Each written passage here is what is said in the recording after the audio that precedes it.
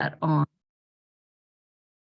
So IPL does quarterly sessions where we have presentation of some sort, and we're always looking for what presentation to have for our next quarterly. So if you have ideas, please pass those on. And then we just use it as a time just to run down some of the things that we've been doing. And so that's what we're doing tonight. So welcome. So tonight we're doing kind of an intersectionality with Juneteenth and the Doctrine of Discovery. And this is Juneteenth. And so we're want to give a little background of that and link that in terms of theology and also the Doctrine of Discovery, because the Vatican recently came out with a document or an announcement, basically, in April about the Doctrine of Discovery. And why we're linking these two together is because it really is a call for us to relook at our theologies and in connection with racism and who we are, and especially because we can learn a lot, and we need to learn a great deal as we move deeper into climate change and care for our common home and ecology. So that's why we're linking these two. So I'm going to begin tonight with a blessing land acknowledgement that I often do. It comes from a coalition that I work with some other women from some of the pueblos working on clean water. And I'm going to just give a few reflections on from a Black woman theologian about African American theology. And then I'm going to play a song. And then we're going to move into a PowerPoint that I hope to go through a little bit quickly so we can have some time for discussion, okay? So our blessing of this place, and I'm here in Albuquerque, so I'm in Tiwa land. Everyone here is walking, living, and breathing within these sacred lands of the Tiwa peoples. Let us fully acknowledge where we are and give thanks for living mountains, valleys, and waters which sustain our lives and form Tiwa ancestral homelands and those of land-based peoples. Let us ground our activities in awareness of where we are, and may the mannerisms of the Tiwa peoples enter our lives, fill us with gratitude, love, care, and respect for all that is shared between us and all beings. And so with that, I just wanted to share a little bit before I move into this song, which is a pretty famous African-American spiritual freedom, which Harry Belafonte made even more famous, and whom we're also remembering this day because he was such a civil rights worker and man of conviction. So today we're celebrating what for some people might be kind of a new day, in terms of it's June Independence Day for African-American folks. It was the day of emancipation, basically, for those that did not know that they were freed in 1865. So it's called Freedom Day. And I'd like to share a couple things from the African-American female theologian, Dr. Hayes. She has a book called Forged in Fiery Furnace, African-American Spirituality. And she says that the major aspect of Black Christian belief was embodied in the word freedom. And for the African-American as slave, freedom meant release from bondage after emancipation. It meant education, employment, freedom to move. And at the same time, freedom for African-Americans is communal in nature. So it is what Martin Luther King called building the beloved community. The Black church was born in protest, tested in adversity, and led to eloquent, courageous preachers. And this is a quote from her in her book. It had its beginnings in slavery while its roots were in Africa. Efforts by Blacks to understand the horrible new circumstances in which they found themselves led them to reassert their indigenous religious beliefs. So it's interesting, she says, indigenous religious beliefs, and I'm going to quote another African-American theologian shortly who also calls this indigenous African beliefs as well. while at the same time being drawn to new beliefs surrounding them on the plantations and farms where they found themselves captive. And they didn't simply accept the Christian faith handed to them or forced on them by their overseers, she said, but they went beyond the superficial to the core of Christianity's affirmation of the freedom and equality of all human beings created by God. And even to the aspect of creating their own denominations, basically the Methodist and Baptist churches. So on that note, I'd like to just share for our reflection as we begin a wonderful song.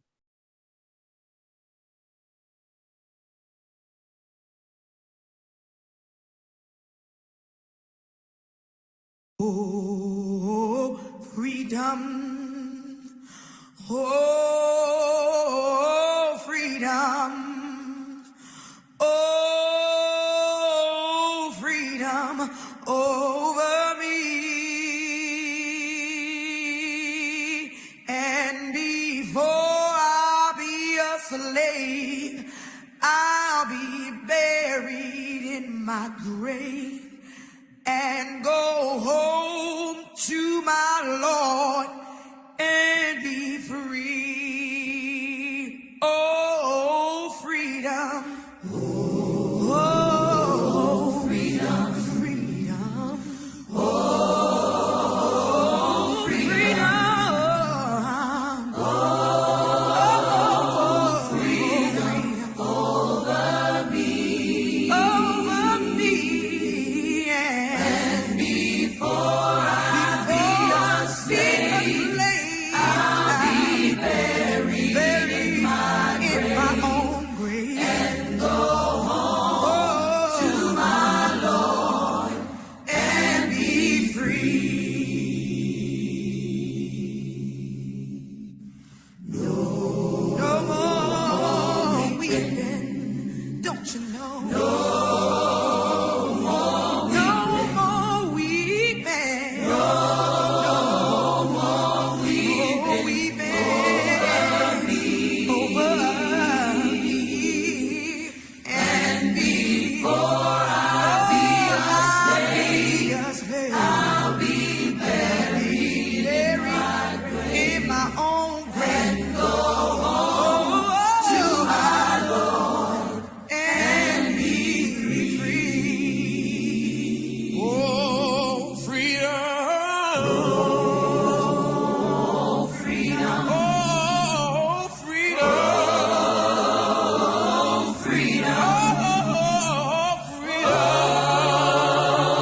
Oh, freedom over me. And before I be a slave, I'll be buried in my grave and go home to my Lord and be free. And before I be a slave, I'll be buried in my grave. I'm going home to my Lord and be free.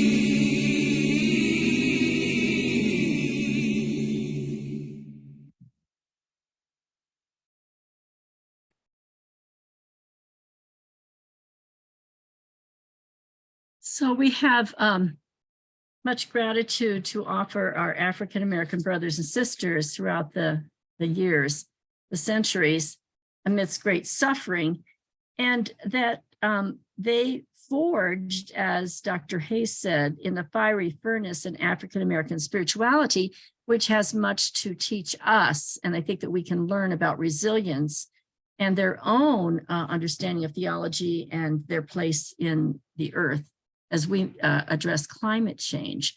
And so with that, I'd like to dive a little bit into the Doctrine of Discovery. But before I do, how many of you are familiar with the Doctrine of Discovery? Pretty much. I know our Mennonite folks. Oh, Ella Joan is not. Judy, are you? Okay, and Juan, Mildred, yes? Yes. Okay, so what I'm going to do, I have a PowerPoint, and I wanted just to give a brief overview. It's going to be very brief. There's a lot of stuff in it, but I can share this information with you, Ella Joan, if you'd like more, because I'd like to get to Right. kind of a... Joan, I hate to slow it down for everyone else. You go ahead and I can Google Discovery. No. I'm going to do Okay. an overview, but it's a kind of a good reminder for all of us. So maybe we can just look at it a little more deeply, okay? And go into what happened with the Vatican. So let me pull this up again, share screen. Okay. So,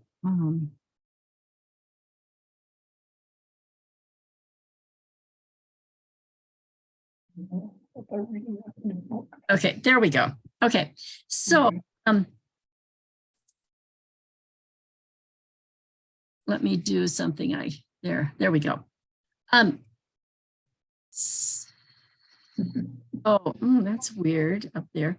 Anyway, so I'm going to just give kind of an overview, but I'm going to couch it in something that I've just recently read. And actually, it was a YouTube. It was a presentation by this African-American theologian, Dr. Jawanska Eric Clark, Whose Earth Is It? Decolonizing Eco-Theology. And he has a book, Reclaiming Stolen Earth and Africana Eco-Theology, which is quite interesting. And I have this book. It might be something you want to get, but I just want to read from the book jacket, kind of what he's proposing here. He says, reclaiming stolen earth demonstrates how the crisis of global climate change, like so many social crises, is an outgrowth of the most consequential problem of the modern era, the problem of whiteness. Clark argues that an African-centered or Africana approach to theology reveals the ways that Black theology has radical ecological implications. So I just state that because I think it's a very significant statement. And in this presentation, which you can find online, Whose Earth Is It? Decolonizing Eco-Theology, which is quite good, he begins with a quote from Desmond Tutu, the Anglican bishop of South Africa who won the Nobel Peace Prize. And this is what he said: when Christian missionaries came to Africa, they had a Bible and we had land. They said, close your eyes, let us pray. When we opened them, we had the Bible and they had the land. And I think that's quite significant, and would speak also to the indigenous, probably some of the indigenous realities here in this country and elsewhere around the world in Canada, and is linked to the Doctrine of Discovery, which I believe, which is a philosophical and legal framework dating to the 15th century that gave Christian governments the moral and legal rights to take indigenous land, dominate indigenous people, create a worldview that had a pattern of oppression, and form a paradigm of domination that legitimizes, to this day, extractive industry, climate change, injustice, displaces people, etc. So I believe it's quite endemic within our psyche at this point, and we need to address that. And that's why we're going to talk about it this evening,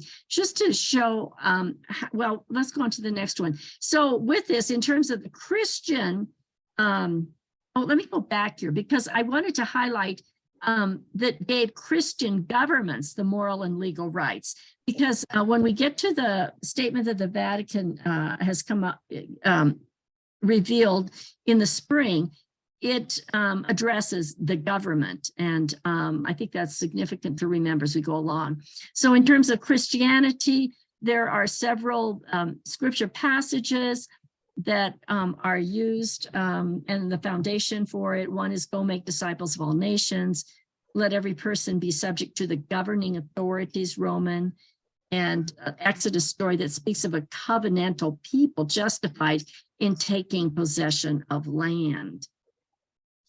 And so it's often called the terra nullius, which is a theological and legal doctrine, and it is legal. This has been inscribed in some laws, and in fact in this country, and is still used as a way of justifying keeping of land of indigenous peoples as recently as 2015. So it's the terra nullius is theological and legal doctrine that discovered, quote, discovered lands were devoid of humans if those who lived there were heathens, pagans, and infidels and not ruled by a Christian prince.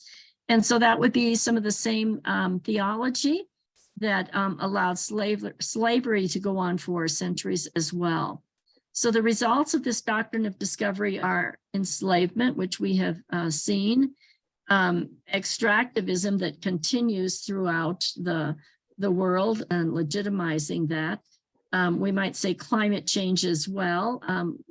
Some people say, oh, the island nations that are flooding, those are just a few people, that's not really important. It's the same kind of mindset. And extinction of 18 million indigenous peoples. And some would say we could even take this to the species now, because we are in the 6th greatest extinction. And some would say, well, this, you know, the animals are lesser than the human being because, you know, they may not have a soul, as some would say, although some of us have other thoughts on that. So these are all part of this kind of a worldview that was created. And I'm not going to go into it. There were several bulls and beginning in the 1500s. And then there's more to these time frames than I'm giving you. 1830 to 1850 is a removal era. And then we, in this country, in the United States, and then 1850 to 1887, we move into the reservation era. And then we move into the 2000s, where we have the UN Declaration of Rights of Indigenous People. Various churches begin to repudiate the doctrine of discovery. The Episcopals, the Disciples, UCC, Methodist, Lutheran, Unitarians, Mennonites, and some Catholic organizations, I would say, probably mostly women religious, who then followed with, in solidarity with many indigenous peoples, to petition the Vatican to address the doctrine of discovery.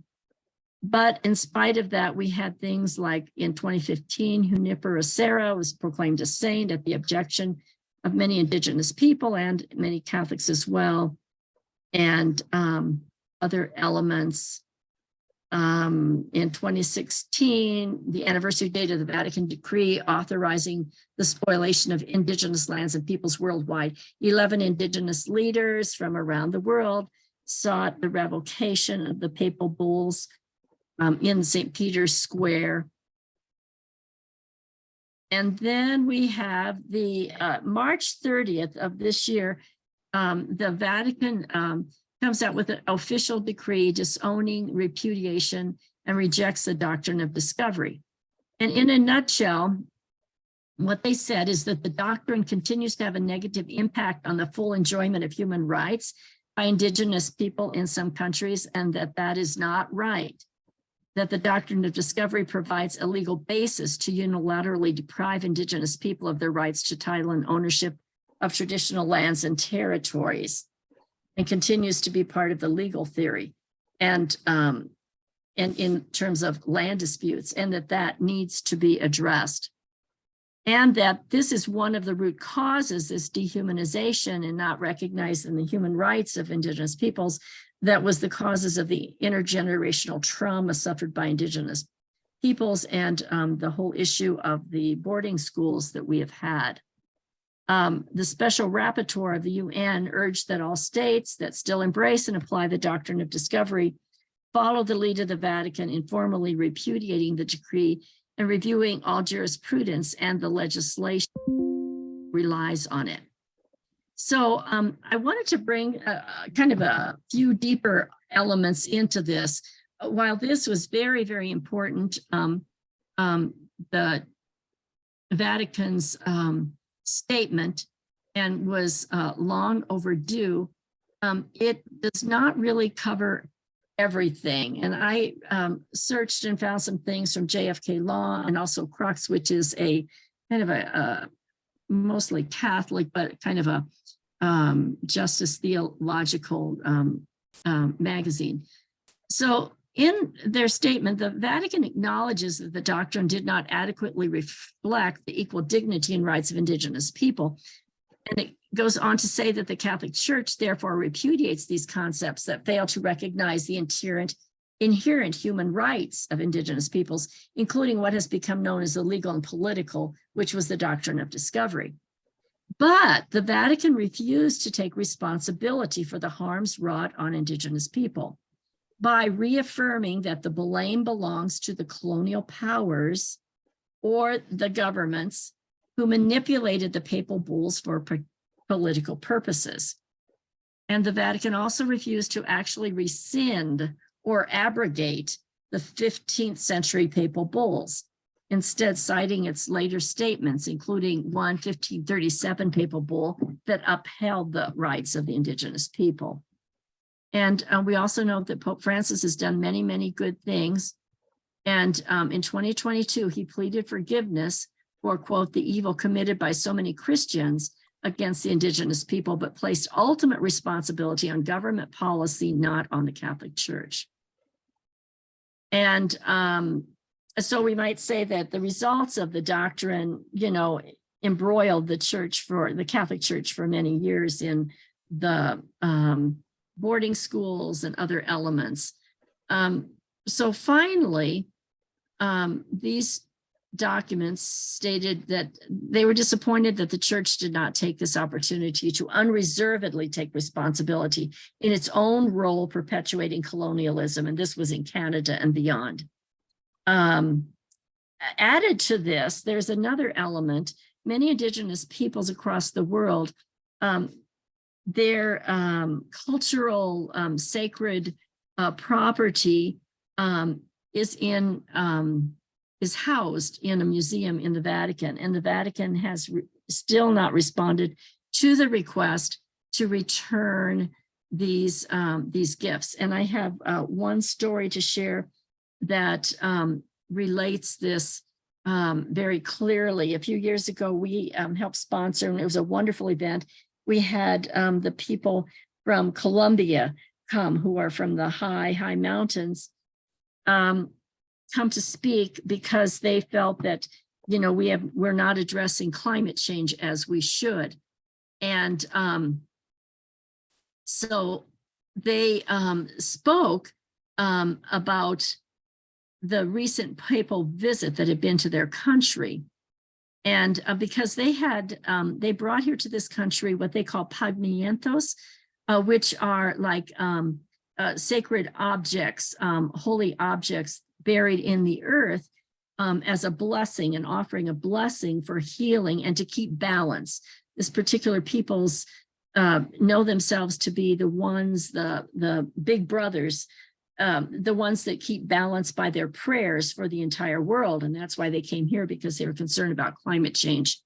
So some of these pagmientos were taken by the missionaries who were part of the conquesting governments, and some of those were taken from Colombia. And so the Pope visited Colombia a few years back, and he wanted to have a visitation with these indigenous people. And their leaders sent back word, and they said, we will only visit with the Pope if the Vatican returns our sacred pagmientos. And the Vatican refused. They said, we will not have a visitation with the Pope. So there are many sacred cultural properties that are in the Vatican, and that would be something of reparation. And I bring that up because one of the things then that we look at when we're trying to make amends or healing is reparation. And what does reparation mean?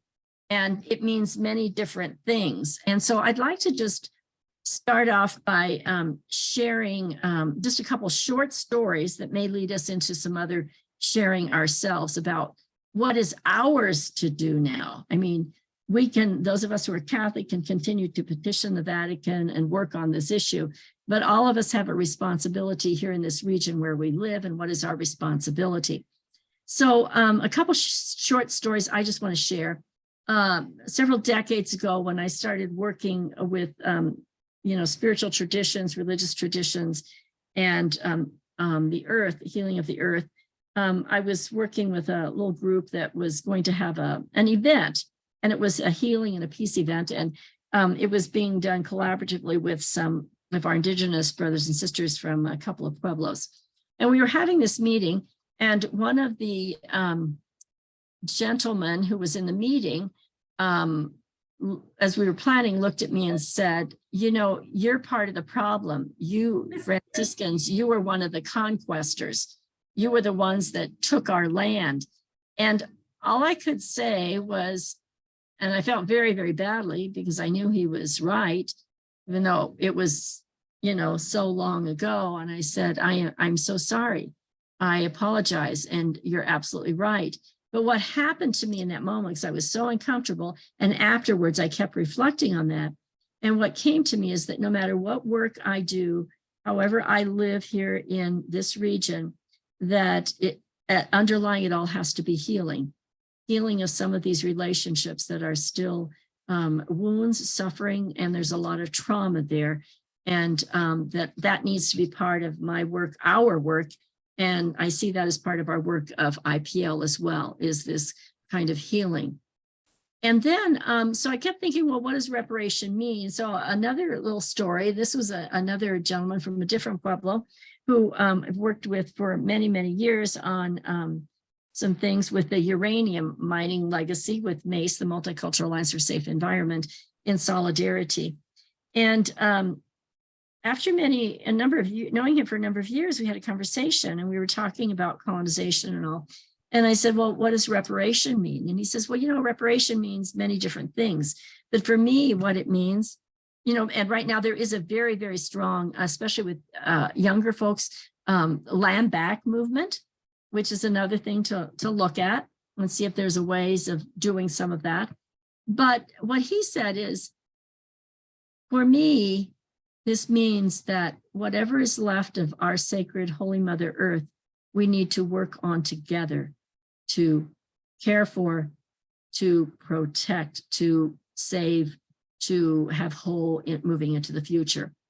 And so I just say that because, that really has influenced me as well. I'm thinking each day, well, this is part of what reparation is. This is part of all of us together. As Robin Wall Kimmerer would say, the land is not broken, but our relationships have been broken. And we need to heal. There needs to be spiritual renewal, and we need to engage in active ways for this kind of healing. So with that, I'm going to stop sharing. And I just want to open this up to any stories that you might have thoughts about, what reparation might mean to you, to your religious traditions. What might this mean to us as IPL as we move forward? And then after we have some sharing, I do have a very specific ask from some of our Native American brothers and sisters for immediate action, like right now, that they are asking for help. So some thoughts, reflections that people might have.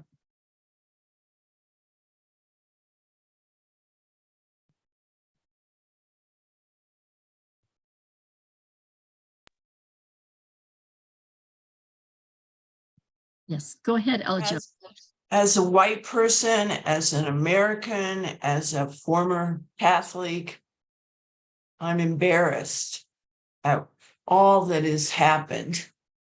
And my father was born in Italy, so I'm half Italian. And what the Vatican has done through these years, it's just embarrassing. And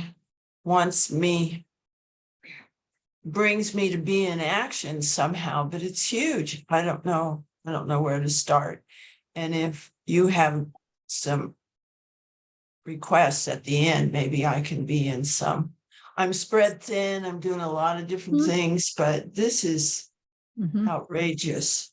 And I've known about it. Of course, I've known about the boarding schools in New Mexico, but this is huge. It's worldwide. And I'm very ashamed of the Catholic Church and all us white people. And Ella Joan, that's that is a reaction we have, and that's very important to sit with that. And then in sitting with it, so then what does this bring forth from me as my part in healing this relationships, so that we can collectively move forward and in a healing kind of way. So when this Indigenous gentleman said to me, you're the problem, you're the one that took our lands. And all I could say is I felt terrible, horrible. And I could only admit that, yes, this was a wrong that was done that hasn't been healed and even apologized for in ways. And so then what is my place now?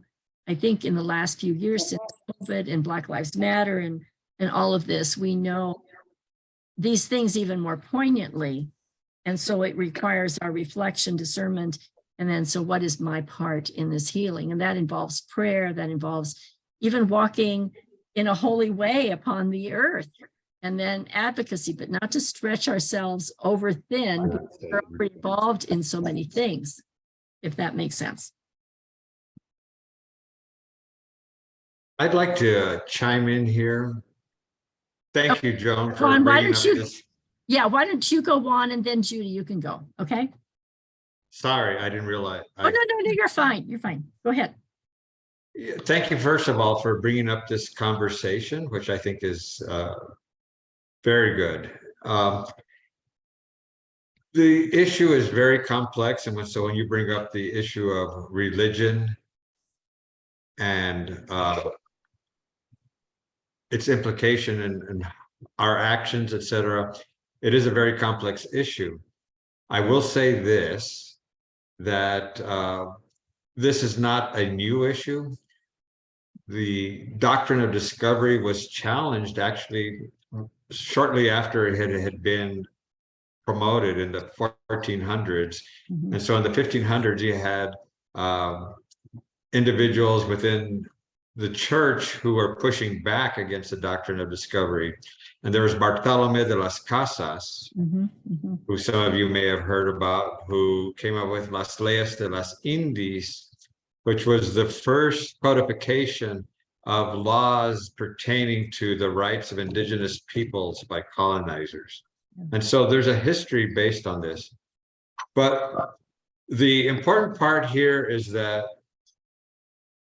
history has already happened. We can't alter the past, but we can certainly have an impact going into the future. And so, Ella, you brought up a question there of what can we do in our current situation? And so what I'd like to suggest is there are a couple of ways in which this can be dealt with. And one of them is doing action. In other words, we don't necessarily have to be passive participants in what has happened, and we don't have to accept what has happened. We can actually take action on what to do. So you mentioned the land back issue. My wife, by the way, Hillary, is right next to me here. And we are participating in a land back action with First Nations Development Institute. It's in its infancy now, but there are organizations around the country that are doing land back activity. But we're also participating in another action that is called Honor Native Land Tax, where, as you know, we all participate in this government and we pay taxes to state and federal. And so at that point, we kind of oblige by giving a certain amount of our taxes to promote a greater welfare. Well, there's a similar thing with Honor Native Land Tax, where you pay a tax to indigenous organizations, because, as you know, we all reside on their lands. And so just like a property tax, we pay a tax to reside on their lands, and the benefits that we have accumulated over generations from residing on their lands and taking their lands. So what I'd like to do, if it's okay, is just introduce Hillary, who's with me here. And she works with several groups who work with this honor native land tax, and she can explain exactly how that works. I don't want to. Thanks so much, Juan, for putting in some of that other history too. There's, as you said, it's very complex. There's a lot there. So Hillary, yeah, great. Yeah, I'm sorry. I don't want us to take up too much time, but I do want to, I'm an organizer with Albuquerque Showing Up for Racial Justice, SURGE, it's known as. And I'm specifically an organizer on the Honor Native Land Tax initiative. It's a voluntary land tax. And I would be delighted to give you my email. As Juan said, we participate in it monthly. The idea is to, the best idea, though individual contributions in this sort of philanthropic model are also accepted, but to take it on as a voluntary tax that we are in occupied land. And we specifically fund organizations that are, there's going to be, you know, a conversation about expanding that. But right now there are two organizations that are very involved, Native organizations that are very involved in land sovereignty and food sovereignty issues, called the Red Nation and Pueblo Action Alliance. So the funding that we organize non-Native people to contribute to, basically we're moving wealth from non-natives to Native organizations. And that's how reparations is taking place in Native lands, basically, in the nationally. So let me give you my email. I'd be happy to give more information at another time, and as well as the link for anyone who's ready to take that kind of step. And my name is Hillary with one L, my email is my name, Hillary with one L, Hilary, and Heil is HEYL @gmail.com. And Hillary, if you could do this, if you could just send me all that information, and I will just pass it forward, not only to this group, but I'll share it with some of the IPL leaders and board members. Wonderful. As a possibility as well. And would you entertain, say, another group as part of the getting the donations for the tax? We're in the process of creating what we think is going to be a better process for that, because we are non-Native organizers. We think we need to have a council with predominantly Indigenous people advising which groups come on. So we're open to ideas, but we're sort of setting up a new process. Okay, great. Well, the action that we've been that we're asked to do by this group I'm going to mention in just a bit might be a candidate as well. Okay, great. So I will send you information. This is great information. And if this is wonderful. People want to get hold of me, because that's a very concrete thing you can do to take action for reparations. Yeah. And it's very, it feels like I'm doing the right thing for my ancestors. Thank you both for sharing that. Thanks so much. Thank you for allowing us the time. Yeah. And Judy, would you like to go next? Yes, thank you. The ELCA Lutheran Church is just launched, just in the last a few weeks, a truth and healing movement regarding Indigenous people in the United States. And the first sessions have been to educate us about the history and to remind us that many Lutheran farmers showed up in the Midwest to farm on lands that have been taken from Indigenous people. So, and of course, the wealth, the generational wealth that was generated that way, it came into a European origin community rather than the Indigenous. So we're learning, and then I think this month we're getting into more action. And the person who's running it is an ELCA employee. His name is Vance Black Fox, and he is a citizen of the Cherokee Nation. he was also saying we're calling it truth and healing rather than truth and reconciliation, because reconciliation doesn't happen that fast.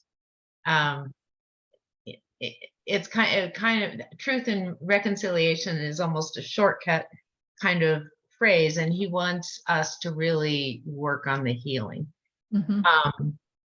And then the other thing I was going to say is when I was involved with the New Mexico Conference of Churches, I had the real privilege of hearing an attorney from Laguna Pueblo. June Lorenzo. June Lorenzo, yes. Yeah. He was Presbyterian. She's someone we work with as well. She's wonderful. Oh, great. And I was thinking she is would have a lot to share on this as well, because I think she's prepared a paper for the Presbyterian Church USA on the Doctrine of Discovery too. So yes, and she's a lawyer, so she helped write the UN Indigenous rights, human rights. I'm not sure what you would call it, treatise or whatever. So she was one of the writers of that a few years back. So yeah. Well, Judy, if you would share anything like that with me too, we might do a blog or something that puts all of these things together and then have it available for people with the resources and all for IPL. Also, I might just mention, Judy, you mentioned the Lutherans. This would have been several years back now before COVID, but the Lutherans had an event at the Pueblo Cultural Center, and it was kind of a first step at what reparation might mean, calling together some different Indigenous organizations and leaders to share what work they were doing and invite any faith people into their work. So usually congregations want to invite them to them, but they said, oh no, we need to extend ourselves out. And so they did that. And it was quite a wonderful gathering. So that was kind of a first step as well. So yeah. And just one last thing about that is some Lutheran entities are returning land to Indigenous people. And that happened with the Rocky Mountain Synod of the ELCA. There is property in Denver that has been deeded over to an Indigenous group. That's great. Yeah, Judy, if you would send me some of those tidbits, and then we'll put together something then with what Juan and Hillary have, and have some kind of a write-up or something. Tom. Yeah, I think that when you ask what can be done, I think that one of the most practical things that we can do, all of us citizens who live in a participatory democracy, is pay attention to the politicians and those who support them that would ban books, that would cover up history, that would promote American exceptionalism. And ultimately, they would promote the doctrine of discovery. And I think we have to be aware of that and get the average American used to increasing his vocabulary a little bit, like, for instance, getting them to know what demagoguery is, okay? And what is manifest destiny? How many people in our country would understand that word, manifest destiny? But they all vote. And so probably part of it is educational process and making sure that we have textbooks out there in public schools that tell more of the truth of our history. Yeah, you're absolutely right. So to keep abreast of those things that are trying to resist bringing all of this into the light for healing is really what it is with the books, etc. Are there other comments? Otherwise, I do want to share another action that I think is quite interesting. More than interesting, it's very important. Okay, maybe if you might have some other things that come up. So just this last week, I received a note from NAEVA, which is NAEVA. It's the Native American Education Voter Alliance. It used to be called just Native American Voter Alliance. And before then, Native American Voter Alliance grew out of a group called SAGE. Now, this might be dating my time in Albuquerque, but SAGE was around in the 1990s and 2000s trying to stop a very large road going through the petroglyphs. Some of you might remember that. It was actually a national concern. It was out there nationally. And I actually did some volunteer work for them, making phone calls, helping to get this, to stop it on the ballot, et cetera. And it was stopped. But then it came back and it was on another ballot and it did not win that time. So the road was put through. Well, now 20 years later, some of these same folks with Native American Education Voter Alliance are fighting to stop a large development that is proposed to be encroaching upon the petroglyphs by the city and the city council. So what has happened to them over the past month? They were trying to voice their concern. They showed up for public comment on May 15th. At the city council, they were told they had to go to the zoning committee. They went to the zoning committee. The zoning committee said, oh, you can't comment here because you have to only comment on some item that's on the agenda, and this item is not on the agenda. Without their knowledge, the zoning committee had already permitted accessory buildings or this development to be as high as the main one, meaning that the planned 35-foot complex at the base of the petroglyphs could theoretically be one big mound. They weren't told about that until it cleared the committee.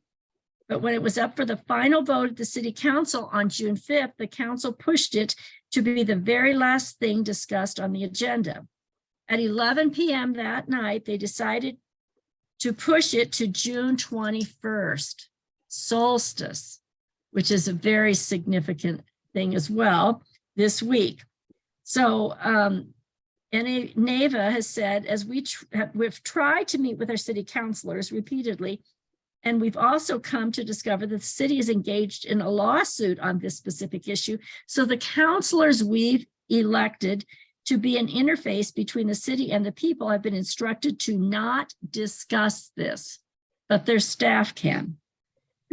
Oh, the ask, up until and beyond June 21st, we're asking you to contact city council by phone and tell them your thoughts about this development at the petroglyphs that we have revered for 3,000 years, and any alteration to the area is not to be taken lightly. You can also call or sign up for public comment at cabq.gov. So they're asking for support, and it's going to have to be ongoing, and it will be a big push to try to stop this development. There's already been a lot of development around the petroglyphs, if any of you have been there recently, and much of that was done without consent. And so it continues to happen. So this is the ask that they are looking for, is for folks to intervene with the city council, if you can, to show up on the 21st and to speak out regarding this development. So is this something that some folks might be interested in doing? And I will forward to you the note that I got from NAVA regarding this particular issue. Let me just chime in that, go ahead. Will you forward Jane. it to us by email? Yes. Mhm. Okay, thank you. Because that's the same night as the film. I know it is. It's the same night as the letter, but you can Same write time? comment. You can write comments or call the staff of the city council and make your voices known. And, any of the Mennonites or whatever congregation you're part of. Go ahead, Juan. I just want to say NAVA is a great organization. Ashta Don Chavez, their executive director, is really on top of this issue. And you're correct, Joan, that people can send in comments to their city councilor in advance, so you don't have to be there present at the session, but you can also voice your concern. If you're not familiar with the issue, you can go to their website. They have a naeva.org. You can go to their website and they have information on this. And so it's a very easy ask. Yeah. And what I'm going to send you has the phone numbers of your city councilors, just to make it a little easier for you also. Thanks, Juan. So is this something that folks might be able to pass along to some friends, to others, even if you're not in Albuquerque, because this is a sacred site for Indigenous people, you know, in many places. And as I said, when they were trying to put, well, you know, and unfortunately successfully put the road through, it was national. It was concerned nationally, and solidarity from other Indigenous peoples throughout the country working on that as well. Okay, so that's an ask. So it's already 7:25. I could give an update of what we're doing with IPL, but a lot of it is on our website and things that we send out, and I don't want to keep you beyond an hour. But I would like to just ask if there are any topics or things that you think would be good for IPL to do, or any feedback that you have before we close out the evening.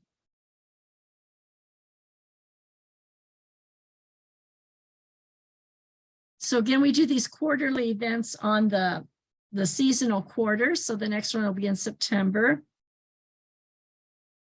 If you have an idea that you'd like to pass along. We'll also be having our annual fall gathering probably in November, and with probably a wonderful speaker. We're in the process of planning that. And we have a number of advocacy things we continue to work on. Some of you are on those calls or on the list for that as well.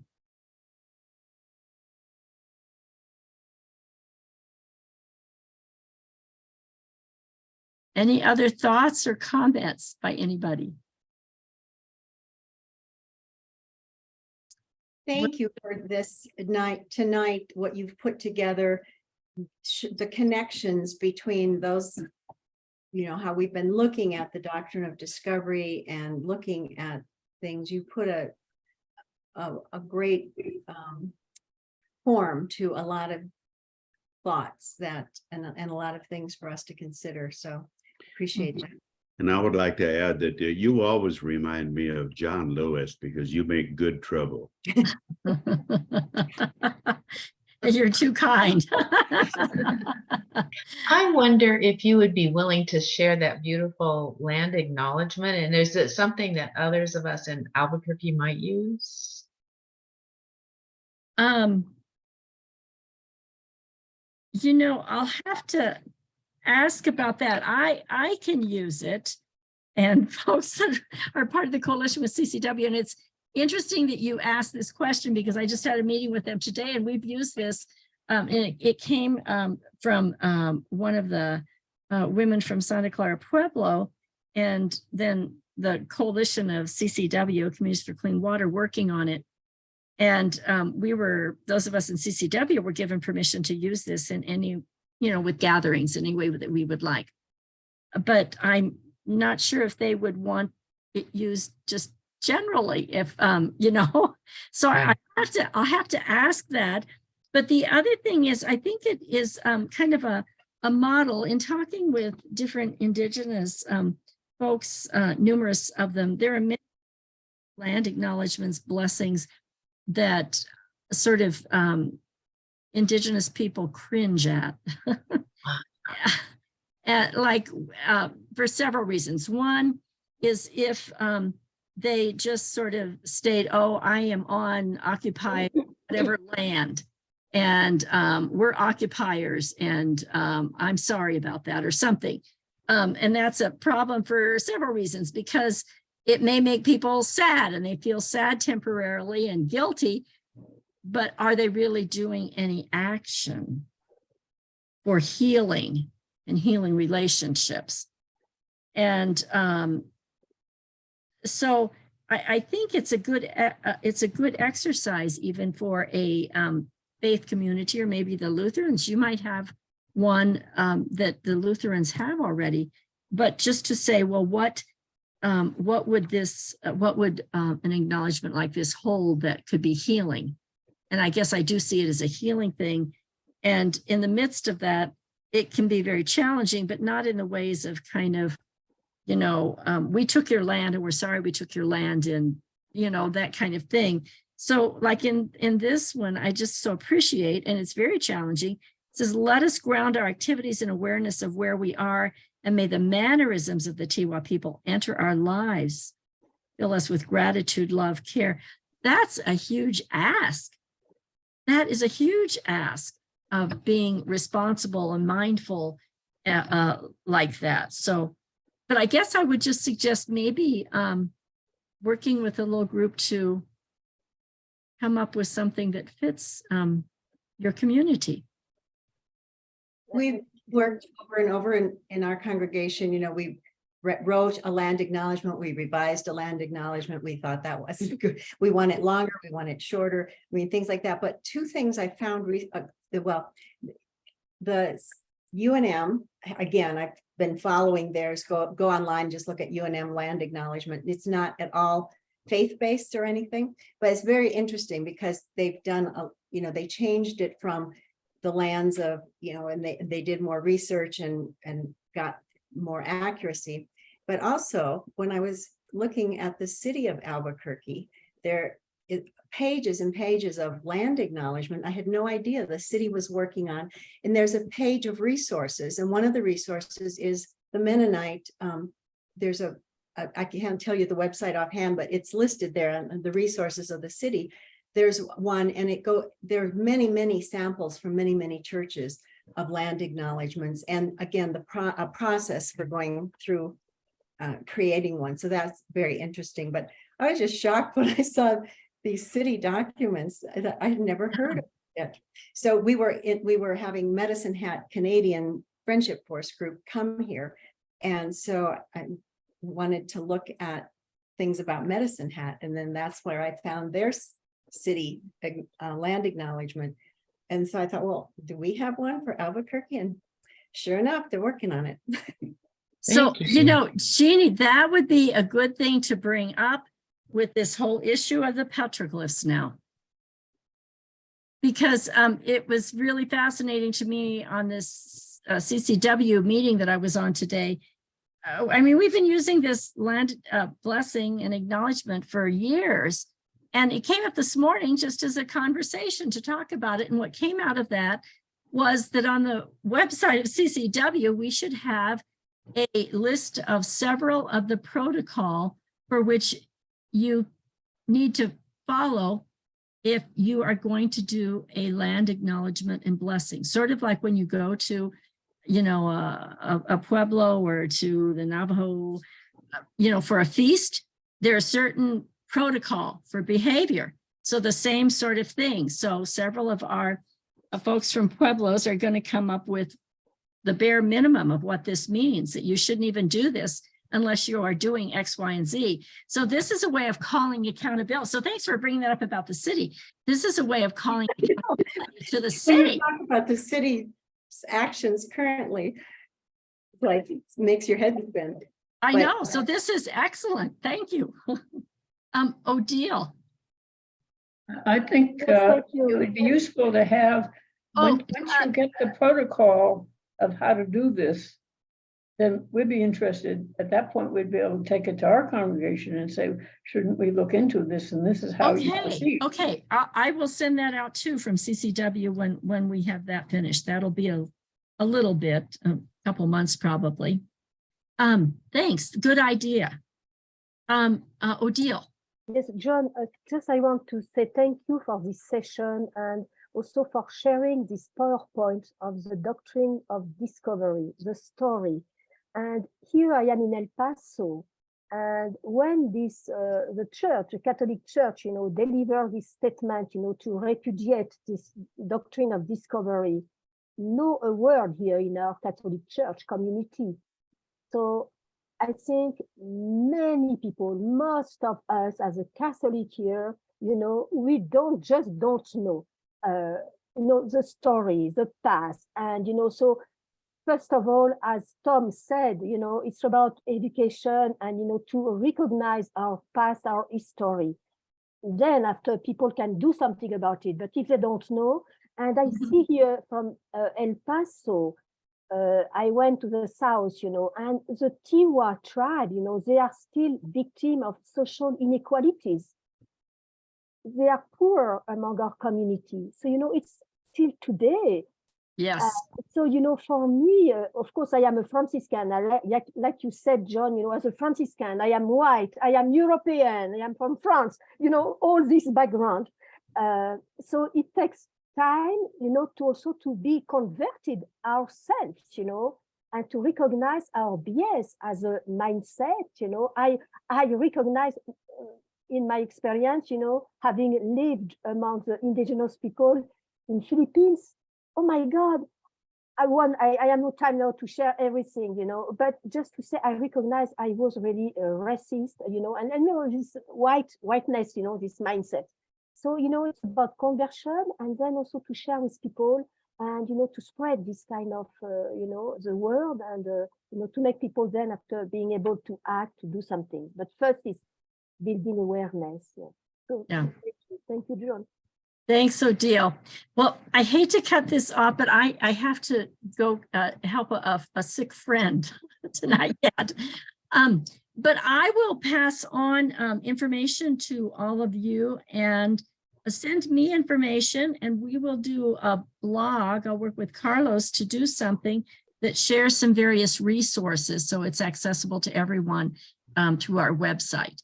And I welcome any kinds of other ideas, suggestions. I'll pass on also the NAVA request. Please get others to engage with that. It's a simple ask. And if you have other ideas for topics or things that we need to pursue more in the future, please let us know, okay?